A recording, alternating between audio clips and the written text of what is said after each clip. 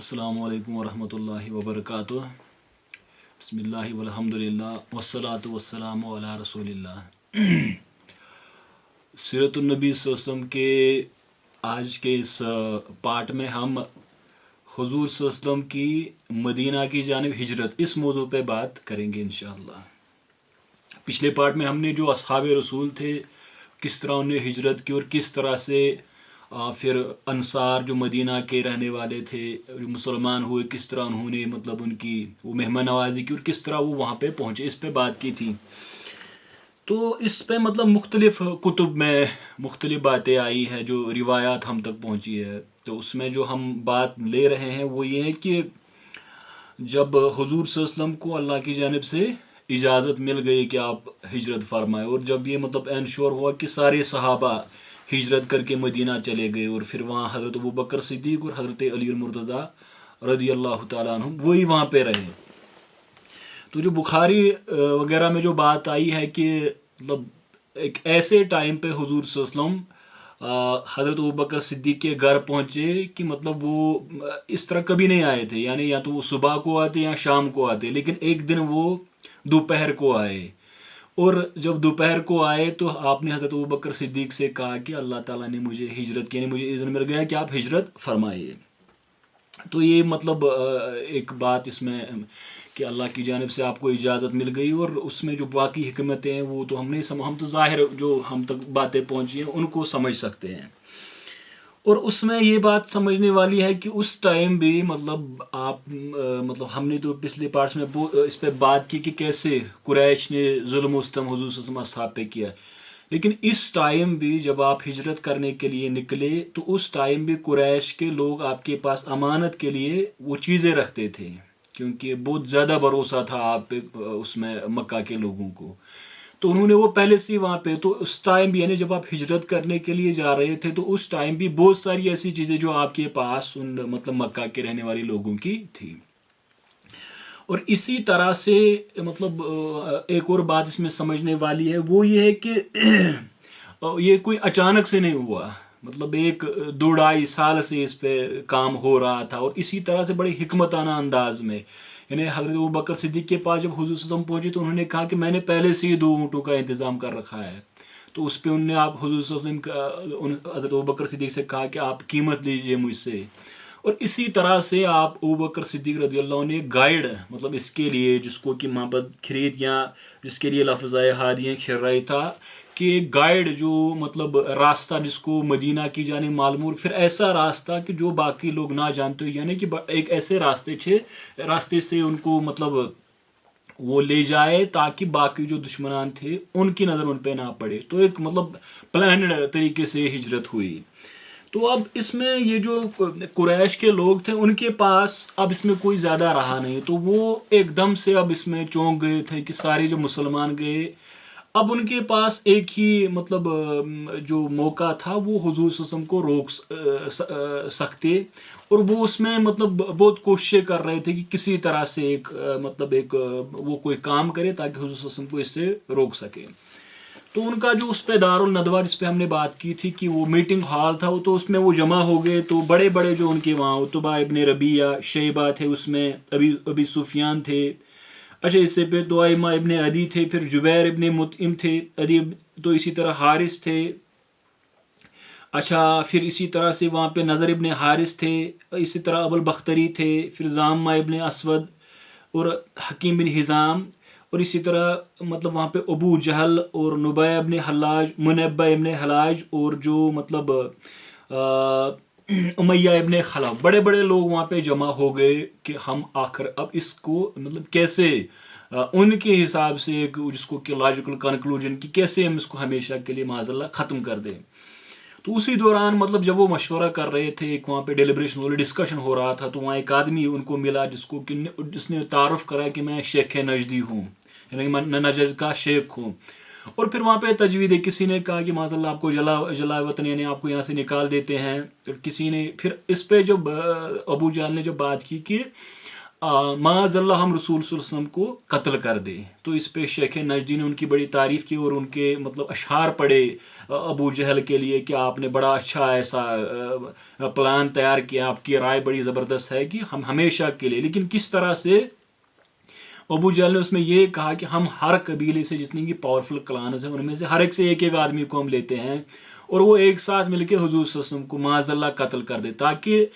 جب مطلب وہ حضور صلی اللہ علیہ وسلم کے جو مطلب ان کی فیملی ہے اگر وہ ریسپانڈ کرے تو وہ نہیں مقابلہ کر سکے پھر اتنے سارے قبیلوں کا, اتنے سارے خاندانوں کا. تو اسی طرح سے آپ کے قتل کا معاذ اللہ جس پر اس کا الزام یعنی کہ جو وہ کرنے والے مطلب جو وہ سوچ رہے تو وہ سارے قریش پہ مطلب اس کی ذمہ داری عائد ہوگی. تو اس پہ کنسنسس بلڈ ہوئی اور انہوں نے وہی کیا کہ اس رات حضور صلی اللہ علیہ وسلم کے مکان پہ جب انہوں نے مشورہ کیا دارالندوا میں تو پھر انہوں نے یہ کیا کہ مشورہ کر کے کہ ہم اب جا کے حضور صلی اللہ علیہ وسلم کے مکان کا محاصرہ کرتے ہیں.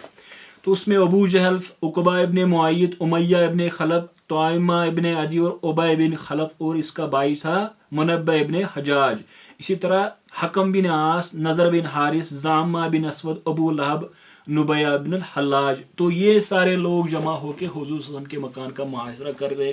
اس رات گئے. اور آپ صلی اللہ علیہ وسلم نے مطلب ایک پلانڈ طریقے سے یہ کیا کہ آپ نے حضرت علی المرتضیٰ رضی اللہ تعالیٰ عنہ ان کو تیار کیا کہ آپ میری جگہ آج رات سو جائیے, اور ان کو اس کے لیے تیار کیا اور پھر ان کو کہا کہ میری جو وہ سبز رنگ کی چادر ہے آپ اس کو اوڑھ کے آپ میری جگہ سو جائیے. اور اس طرح جب قریش کے لوگ جو کہ آپ کے مکان کا محاصرہ کرنے کا مطلب کیے ہوئے تھے تو وہ جب دیکھ رہے تھے تو ان کو پتہ چل رہا تھا کہ آپ صلی اللہ علیہ وسلم سوئے ہوئے اپنے مکان میں. تو آپ اس کیسے نکلے اس پہ بہت روایات ہم تک پہنچی ہے. تو اس میں ایک روایت یہ ہے کہ آپ نے سورۃ الیاسین کی کچھ آیات پڑھی تو اس ٹائم ابو جہل باہر تقریر کر رہا تھا کہ یہ کہہ رہا ہے کہ مطلب ہم مر جائیں گے پھر اللہ ہمیں زندہ کرے گا اور ہم سب جہنم میں جائیں گے. تو اس بات پہ حضور صلی اللہ علیہ وسلم نے کہا کہ ہاں میں یہ کہہ رہا ہوں اور تم ان میں سے ایک, ابو جہل سے مخاطب ہو کر پھر آپ نے یہ کہا اور پھر آپ نے سورۃ الیاسین کی ابتدائی آیات پڑھی اور آپ نے وہ مطلب گرد شاید اس میں تھی کوئی میاں مطلب ریت اس طرح کی کوئی چیز جو آپ نے اپنے دست اقدس میں اٹھائی اور ان کی طرف پھینک دی اور اس طرح سے ان کی جو وہ روشنی سلب ہوئی یعنی کہ ان کو دکھائی نہیں دے رہا, اللہ تعالیٰ نے ان سے چھین لی وہ سلب. تو یہ ایک مطلب صلاحیت کہ وہ دیکھ نہیں پائے اور آپ اس سے نکلے. اور کسی جگہ یہ کہ آپ پہلے سے ہی وہاں حضرت ابوبکر صدیق کے ساتھ مطلب گئے تھے. تو یہ تو روایات تھی لیکن یہ ہے کہ معجزانہ طریقے سے آپ جس پہ وہ مارا اس پہ بات ہوتی اس آیت پہ کہ ایک معجزانہ طریقے سے آپ نکلے. لیکن بات یہ ہے کہ اس پہ بڑی مطلب حکمتانہ انداز یہ نہیں کہ آپ اچانک سے نکلے اور یہ بڑا ایک حکمتانہ انداز میں سب پلانر طریقے سے ہوا اور کفار کو یہ پتہ نہیں چلا. جب ان کے پاس کوئی آدمی آیا کہ وہ تو پہلے سے ہی نکل گئے تھے تو انہوں نے جا کے دیکھا کہ نہیں وہ تو سو رہے ہیں. تو وہ حضرت علی المرتضیٰ رضی اللہ تعالیٰ عنہ اس بستر میں سو رہے تھے جس پہ حضور صلی اللہ علیہ وسلم سو گئے. تو آپ حضرت ابوبکر صدیق رضی اللہ تعالیٰ عنہ ان کے ساتھ آپ نکلے اور آپ نے مطلب یہ تو ہے کہ آپ رات کو نکلے اور پھر آپ کے مطلب وہاں سے نکلنے کے بعد آپ سیدھے جس کو کہ غار ثور مطلب جس کو کہ فضیلت مطلب ملی ہے کہ حضور صلی اللہ علیہ وسلم وہاں تک پہنچے اور آپ نے اس میں قرار کیا. یہ کوئی 3 دن 3 رات آپ وہاں پہ رہے اور اس طرح سے حضرت ابوبکر صدیق کے گھر والے آپ کی مطلب آپ تک کھانا پہنچا رہے تھے جن میں حضرت عبداللہ ان کا بیٹا تھا. پھر حضرت یہ جو مطلب عامر ابن فہیرہ جو کہ ان کا غلام کردہ مطلب یہ آزاد کردہ غلام تھا جو کہ بھیڑ بکریاں ان کو چرا رہا تھا اور پھر ان کی چرا رہا تھا اور پھر کسی ٹائم وہ مطلب بکریاں ان کے پاس لے جاتا تاکہ اس سے دودھ حاصل کرتے غار میں لے جاتے. تو اسی طرح حضرت اسماء بنت ابوبکر یہ ساری مطلب اس میں لگے ہوئے تھے کہ آپ تک کھانا پہنچائے. اسی طرح سے یہ جو ابن فہیرہ تھے وہ وہاں پہ مطلب اپنے وہ بھیڑ بکریاں لے کے گئے تاکہ نشان مٹ جائے, قریش کے لوگوں کو پتہ نہیں چلے کہ آپ کس راستے سے گئے ہو. تو جب قریش کو یہ پتا چلا کہ آپ ہمارے ہاتھ سے نکل گئے تو بالکل وہ ایک پاگل پن کی حالت میں انہوں نے مطلب وہ اقدام کیا اور سیدھے حضرت ابوبکر صدیق کے گھر گئے. تو اس میں حضرت مطلب اسماء بنت ابوبکر رضی اللہ عنہ ان کے چہرے پہ مطلب یہ جو ابو جہل تھا اس نے ایک تھپڑ بھی مارا تھا اس دوران کہ آپ بتائیے کہ آپ کے وہ جو بابا کہاں گئے ہیں. تو انہوں نے کہا کہ ہمیں اس بارے میں مطلب پتہ نہیں ہے. تو مطلقاً تو ان کو بھی پتہ نہیں، کیونکہ بڑے حکمتانہ انداز میں آپ نے یہ باتیں کی. تو قریش نے مطلب یہ اعلان کیا کہ ہم اس آدمی کو 100 اونٹ دیں گے. یعنی اس میں ابوبکر صدیق تھے اور حضور صلی اللہ علیہ وسلم تھے. تو 100 اونٹ دیں گے ہم، جو کہ معاذ اللہ ان کو زندہ یا مردہ ہمارے پاس لے آئے. تو یہ قریش نے اعلان کیا جب ان کو پتہ چلا کہ مطلب یہ ہمارے ہاتھ سے نکل گیا ہے. تو اس دوران وہ غار سور تک بھی پہنچ گئے تھے، اور پھر مطلب وہ جو وہ عنکبوت یعنی وہ مکڑی کا جالا وغیرہ جو روایات آئی ہے، تو اس میں حضرت ابوبکر صدیق کو مطلب جو وہ مطلب جو ان کی فضیلت اس میں جو قرآن میں جب ان کا ذکر آیا ہے اس ثانی الاثنین کے الفاظ کے ساتھ فکار، یہ تو مطلب ابوبکر صدیق رضی اللہ تعالیٰ عنہ کی مطلب اس نے فضیلت بیان کی کہ وہ آپ کے ساتھ 3 دن 3 رات وہاں پہ اس غار میں رہے، اور جتنی بھی وہاں پہ تکالیف، چاہے وہ سانپ کا ڈسنا تھا وغیرہ وغیرہ، یہ ساری مطلب جو فضیلت ان کے حق میں آئی ہے کہ وہ اس دوران آپ کے ساتھ رہے. اور پھر وہ جو قریش کے لوگ آئے تو اس میں مطلب یہ جو کہ معجزانہ طریقے سے ان کو پتہ نہیں چلا، مطلب یہ کہ آپ حضرت ابوبکر صدیق، تو یہ جو ہمارے پاس روایت آئی اس میں یہ آئی کہ آپ گھبرا گئے تھے. تو حضور صلی اللہ علیہ وسلم نے فرمایا تھا ان اللہ معنا، کہ اللہ تعالیٰ ہمارے ساتھ ہے. تو اس طرح سے مطلب جب قریش وہاں سے ناکام ہو کے واپس آ گئے تو پھر اب وہ گائیڈ آ گیا جو کہ عبداللہ ابن اریقیط، جو میں نے وہ کہ خرید یا ہادیاں کھر رہی تھا جس کو کہ، تو یہ عبداللہ ابن اریقیط یہ گائیڈ مطلب اب یہ راستہ دکھانے کے لیے کہ مطلب آپ جب ان کو مدینہ جانا ہے. تو اب انہوں نے مطلب یہ ابن اسحاق وغیرہ نے برابر ان مقامات کا ذکر کیا ہے کہ جہاں سے آپ گزر گئے. تو آپ نے وہ راستہ نہیں پکڑا کہ جو عام طور پہ جو مکہ سے مدینہ جاتا تھا، بلکہ کسی طرح آپ ساحل کی طرف گئے، کسی جگہ مطلب سمندر کی طرف گئے، کسی جگہ پہاڑی کی طرف گئے، اور تمام وہ مطلب وہ مقامات کتابوں میں درج کیے گئے ہیں. یعنی کہ آپ نے بڑے حکمتانہ انداز میں اس دوران جب آپ وہاں سے نکلے اور آپ نے وہ راستہ پکڑا جس پہ مطلب یہ نہیں کہ آپ سیدھے دکھائی دیتے، یعنی کہ جو معروف راستہ تھا جو کہ مطلب سب کو معلوم تھا، اس پہ صرف نہیں آپ چلے، بلکہ آپ ادھر سے ہو کے آپ کا گائیڈ آپ کو ساتھ مطلب آپ کو لے جا رہا. تو یہ 4 آدمی تھے، حضرت حضور صلی اللہ علیہ وسلم تھے، حضرت ابوبکر صدیق تھے، پھر عبداللہ ابن اریقیط تھے، اور یہ تو مطلب نان مسلم کافر تھا، لیکن کیونکہ یہ اس میں بڑا ایکسپورٹ تھا تو اس لیے ابوبکر صدیق ان کو لے گئے تھے. اور پھر یہ جو عامر ابن فہیرہ تھے. تو 4 لوگ یہ ہجرت مطلب یہ جب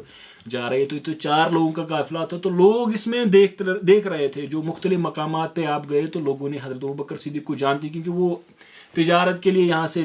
آتے جاتے تھے. تو انہوں نے ان کا کہا یہ میرا ہادی ہے، اور اس طرح کے الفاظ جو کتابوں میں آیا ہے. تو اس میں ایک بڑا ایک مطلب واقعہ ایک اور ہوا ہے، وہ تو تھا جو سراقہ ابن مالک جو کہ شمجور، اور یہ بنو مدلج یہ قدائد کے پاس تھے. تو اس نے بھی یہ سنا تھا کہ مطلب 100 اونٹ آپ کا انعام رکھا گیا ہے. تو یہ اپنا گھوڑا لے کر، تو اس کا گھوڑا چل نہیں رہا تھا. تو جب یہ نزدیک پہنچا تو اس کے گھوڑے کی مطلب وہ جو پاؤں تھے وہ زمین میں پھنس گئے. تو کیونکہ یہ وہ پھال نکال دیتے تو اس کو یہ پتہ چل گیا کہ مطلب میرے لیے ٹھیک نہیں ہے. تو اب جب وہ واپس جانے کے لیے تیار ہو گیا کہ اب میرے لیے ٹھیک نہیں ہے، کیونکہ اس کا گھوڑا زمین سے پاؤں نہیں نکال پا رہا تھا. تو پھر حضرت ابوبکر صدیق سے اس نے کہا تھا کہ مطلب میرے لیے اب کوئی بات کرے. تو اس میں حضور صلی اللہ علیہ وسلم نے ان سے ایک بات کی تھی کہ وہ کیا منظر ہوگا جب کسریٰ کے کنگن تمہیں پہنائے جائیں گے. تو یہ بڑی بات تھی. مطلب اس نے تو بعد میں کہا تھا کہ میں ہنس رہا تھا، لیکن اس کو یہ ہو گیا تھا اندازہ کہ حضور صلی اللہ علیہ وسلم نبی سچے. جب اس نے وہ معجزہ جو اس کے گھوڑے کے ساتھ جو حادثہ اس پہ ٹائم ہوا تھا، تو اس نے یہ کہا کہ میں کسی کو نہیں بتاؤں گا. اور اس نے یہ راز نہیں بعد میں کھولا جب تک کہ آپ مدینہ نہیں پہنچ گئے. تو ہر کوئی جو اس راستے پہ جا رہا تھا وہ اس کو روک رہے تھے کہ آپ نہ جائے. تو یہ پھر مطلب ابن عبد البر، پھر ابن حجر عسقلانی اور علامہ فیض احمد اویسی نے تو اس پہ کتاب ہی لکھی ہے کسریٰ کے کنگن کی. جب حضرت فاروق اعظم کے دور میں وہ فتح ہوا تھا اور جب وہ کسریٰ کی ہار ہوئی تھی تو اس کے گھر کو کنگن لے کے گئے تھے کہ حضور صلی اللہ علیہ وسلم نے تم سے کہا تھا کہ تمہیں پہنا جائیں گے. اور اس کے بعد آپ نے وہ جلسہ کرایا تھا مدینہ کی گلیوں میں، اس کو لے کے گئے تھے کہ یہ وہ بات تھی جو نبی صلی اللہ علیہ وسلم نے کی تھی اور آج وہ پوری. تو سراقہ ابن مالک بھی گیا تھا مطلب تعاقب میں 100 اونٹ کے لالچ میں. تو اس کا گھوڑا چل نہیں رہا تھا, پھنس گیا, اور پھر بعد میں یہ مطلب شاید حنین کے بعد یہ مسلمان ہوا تھا, تو یہ بعد میں مسلمان ہوا. اچھا, اسی طرح سے آپ مطلب ام معبد عتیقہ بنت خالد جو کہ بنو خزاعہ ہے, ان کے گھر آپ رہے اور ان کی بکری کا دودھ پیا. تو اس میں انہوں نے بھی آپ کی بڑی تعریفیں اپنے شوہر سے کی تھی. تو یہ تو شاید یا اس ٹائم وہ مسلمان ہوئی تھی یا اس کے بعد ہوئی تھی. تو جب اس کے ہسبینڈ نے یہ نشانی, تو اس نے کہا کہ یہ نبی صلی اللہ علیہ وسلم جس کے بارے میں ہم سنتے ہیں. تو اسی طرح سے حضرت زبیر ابن عوام, وہ شام گئے تھے کسی تجارت کے سفر کے لیے, تو وہ بھی ان سے ملے اس جگہ.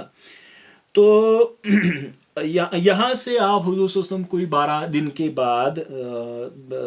کوبا پہنچے, اور وہاں جو بنو عامر ابن عوف تھی, ان کے یہاں کلثوم ابن ہدام, ان کے یہاں آپ رہے,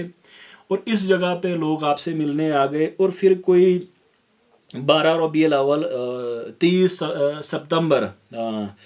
یہ اس دن آپ مدینہ پہنچے, یعنی کہ کوبا. تو ہم آج اس کو کوبا تک پہنچا رہے ہیں کہ یہاں پہ آپ پہنچ گئے, اور پھر یہاں سے آپ کا مطلب مدینہ کی جانب سفر شروع ہوتا ہے. اس پہ ہم نیکسٹ پارٹ میں بات کریں گے. تو یہ تو وہ ہجرت کا سفر تھا کہ کیسے مطلب قریش نے کوشش کی کہ آپ کو معاذ اللہ مار دے, پھر ابوبکر صدیق کے گھر والوں کو بہت تکلیفیں پہنچائی, پھر غار ثور تک آپ کا مطلب تلاش میں رہے. تو لیکن آپ نے پہلے سے وہ عبداللہ ابن ورقت وہ گائیڈ اپنے ساتھ لے کے گئے تھے. پھر راستے میں حضرت ابوبکر صدیق نے مطلب ہمیشہ یہ کوشش کی کہ لوگوں کی نظر حضور پہ نہ پڑے, اور روایت میں آیا کہ حضور بالکل سامنے دیکھ رہے تھے, تو ابوبکر صدیق ہمیشہ دائیں بائیں پیچھے آگے سب جگہ دیکھ رہے تھے کہ کسی کی نظر کوئی ہمارا تعاقب نہیں کر رہا ہے. تو اسی طرح سراقہ ابن مالک, اس کا بڑا ایک مطلب وہ ایپیسوڈ جو اس میں رہا. اور اسی طرح سے یہ جو یہ ام معبد جس کو کہ مطلب معبد عتیقہ بنت خالد, اس کے یہاں رہے, اور اس کے بعد آپ کوبا پہنچ گئے. تو انشاءاللہ تعالی ہم نیکسٹ پارٹ میں کوبا سے آگے اس کو لے جائیں گے, اور اس کے بعد مدینہ کے اس ٹائم کے حالات پہ بات کریں گے. تو آج اس پہ کنکلوڈ کرتے ہیں. وآخر دعوانا الحمدللہ رب العالمین, والسلام علیکم ورحمۃ اللہ.